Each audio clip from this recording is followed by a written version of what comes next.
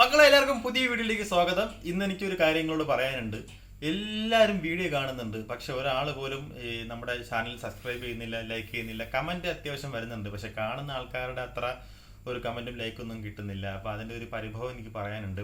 അപ്പൊ നമുക്ക് അങ്ങോട്ട് അതൊന്നും പറഞ്ഞു നിൽക്കുന്ന സമയമില്ല. നമുക്ക് ആദ്യം കാര്യത്തിലോട്ട് കിടക്കാം.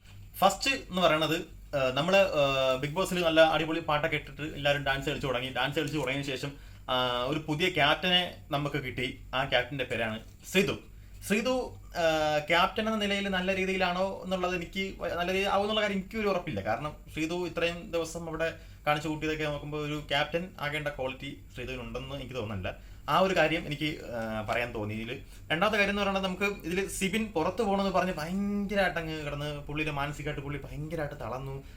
എനിക്കിനി ഇവിടെ നിൽക്കാൻ പറ്റില്ല, കൈകൂപ്പി ബിഗ് ബോസ് എന്നെ ഒന്ന് ഇവിടുന്ന് പറഞ്ഞു വിടണം എന്ന് പറഞ്ഞ് ബിഗ് ബോസിനോട് കൈകൂപ്പിയൊക്കെ ഇങ്ങനെ പറഞ്ഞിട്ട് നിൽക്കുന്ന ഒരു സാഹചര്യം. ഞാൻ ഒരു കാര്യം എനിക്ക് ഇപ്പോഴും ഞാൻ എടുത്തു പറയാം. കാരണം ഞാൻ ഇതുവരെയായിട്ട് ഇത്രയും ബിഗ് ബോസ് ഇത്രയും ഷോ ഞാൻ കണ്ടിട്ട് എനിക്ക് ഇതുവരെയായിട്ട് ഒരാളിനോട് നമുക്കൊരു ഒരു സ്നേഹം അല്ലെങ്കിൽ ഒരു ഫാൻ ബേസ് ആയിട്ടില്ല ഇതുവരെ, ആരോടായിട്ടില്ല എനിക്ക്.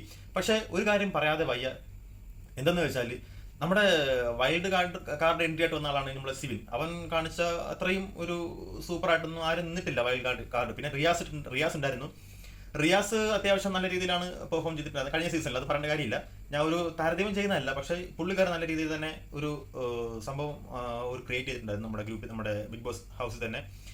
പക്ഷെ എന്നിട്ട് പോലും ചെറിയൊരു ഒരു മാനസികമായിട്ടുള്ള ബുദ്ധിമുട്ട് വന്നതിന്റെ പേരിൽ പുള്ളി കരയുകയും എനിക്കിനി ഇവിടെ നിന്ന് ഇറങ്ങി പോവുകയും ചെയ്യണം എന്നൊക്കെ പറയണത് പുള്ളിയെ സംബന്ധിച്ചിടത്തോളം അത് പുള്ളിക്ക് ചേർന്ന ഒരു കാര്യമല്ല. എൻ്റെ ഒരു അഭിപ്രായമാണ് ഞാൻ പറയണത്.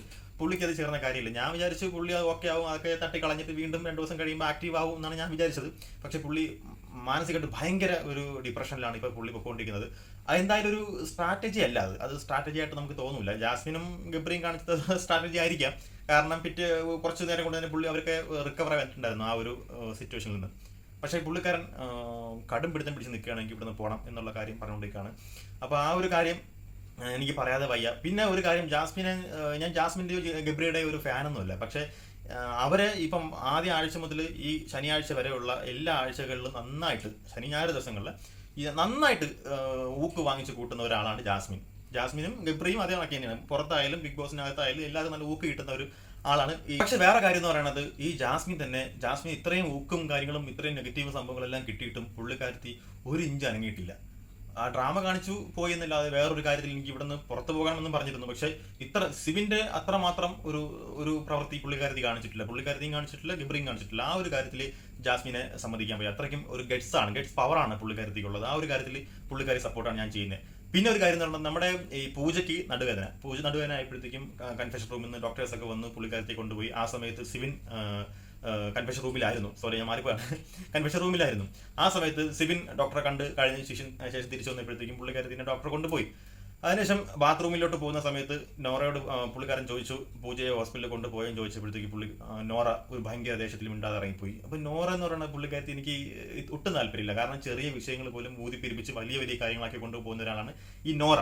അപ്പോൾ അവള് ആ ഒരു പുള്ളിക്കാരൻ ചോദിച്ചൊരു ചോദ്യത്തിനോട് ഉത്തരം പറയാതെ മുഖം വല്ലാണ്ടാക്കി വെച്ചിട്ടാണ് പുള്ളിക്കാരത്തി ഇവിടെ ഇറങ്ങിപ്പോയത്. അപ്പോൾ അതിനോട് എനിക്ക് വലിയ യോജിപ്പൊന്നുമില്ല. ജാസ്മിന്റെ ഒരു ക്വാളിറ്റി എന്ന് പറയുന്നത്, വല്ലാണ്ട് നിൽക്കുന്ന സമയത്തും സിബിനോട് പുള്ളിക്കാരത്തി വന്ന് സംസാരിച്ചു, കാര്യങ്ങളൊക്കെ പറഞ്ഞപ്പോൾ സിബിൻ പറഞ്ഞു, എനിക്ക് ഇവിടുത്തെ ആരായിട്ടും പ്രശ്നമില്ല, എനിക്ക് ഇവിടുത്തെ ഒരാളായിട്ടും എനിക്ക് പ്രശ്നമില്ല, ഞാൻ പുറത്തെ ഒരു മൈൻഡിലാണ് നിൽക്കുന്നത്, എനിക്കിപ്പം പുറത്ത് പോകണം, എൻ്റെ ഭാവിയിലെ കാര്യങ്ങളെക്കുറിച്ച് എനിക്ക് ഭയങ്കര പേടിയാവുന്നു, വിഷമാവും എന്നൊക്കെ പറഞ്ഞിട്ട് പുള്ളിക്കാരിയോട് എനിക്ക് ആരോടും വിഷമോ ദേഷ്യമൊന്നും ഇല്ല എന്നൊക്കെ പുള്ളിക്കാരൻ പറയുന്നുണ്ട് കേട്ടോ. പക്ഷേ ഒരു കാര്യം വെച്ചാൽ, നമുക്ക് ആ സമയത്തും ഇത്രയും ദേഷ്യം വിദ്വേഷമൊക്കെ ഉണ്ടെങ്കിൽ പോലും ജാസ്മിൻ അവൻ്റെ അടുത്ത് പോയി, അതിപ്പോൾ സ്ട്രാറ്റജി ആയിക്കോട്ടെ, തേങ്ങ ആയിക്കോട്ടെ, കുഴപ്പമില്ല. പക്ഷെ ഈ ജാസ്മിൻ ഈ സിബിനോട് പോയി സംസാരിക്കുന്ന വിഷയങ്ങളൊക്കെ അത് നല്ലൊരു കാഴ്ചയായിരുന്നു. എന്നെ സംബന്ധിച്ച് നല്ലൊരു കാഴ്ചയായിരുന്നു ആ ഒരു കാര്യം. അത് കഴിഞ്ഞിട്ടാണ് നമുക്ക് ഈ പവർ റൂമിലോട്ട് ഒരാളെ, ഇപ്പം ഈ സിബിന്റെ ഒരു ഒഴിവ് പവർ റൂമിലുണ്ട്.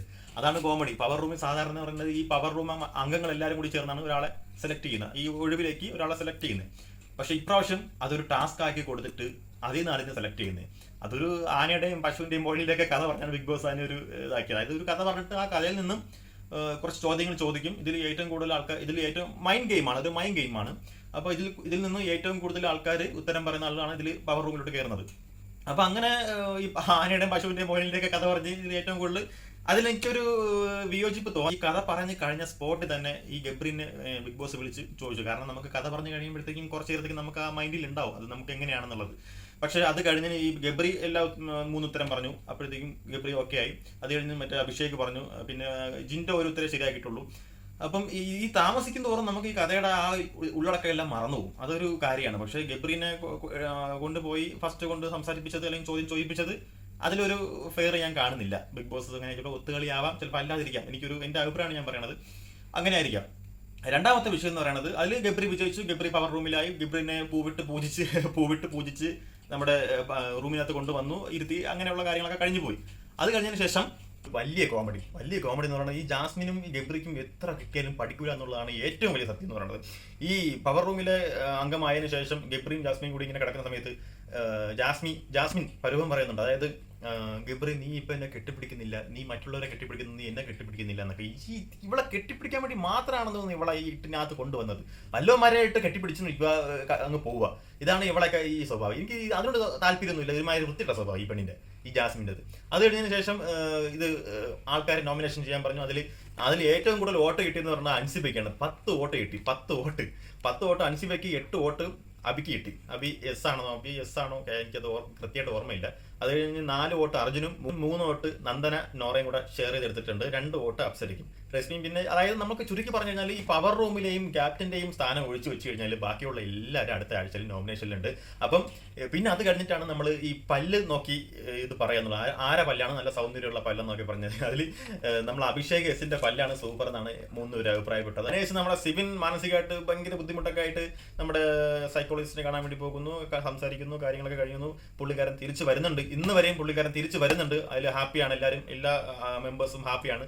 അപ്പോൾ ഇത്രയും കാര്യം പറഞ്ഞുകൊണ്ട് ഞാൻ ഈ വീഡിയോ അവസാനിപ്പിക്കുന്നു. എല്ലാവർക്കും നമസ്കാരം. പിന്നെ എല്ലാവർക്കും നന്ദി. അപ്പോൾ ഈ വീഡിയോ കാണുന്ന എല്ലാവരും നമ്മുടെ ചാനൽ സബ്സ്ക്രൈബ് ചെയ്യുക, ലൈക്ക് ചെയ്യുക, ഷെയർ ചെയ്യുക, കമൻറ്റ് ചെയ്യുക. Okay, by.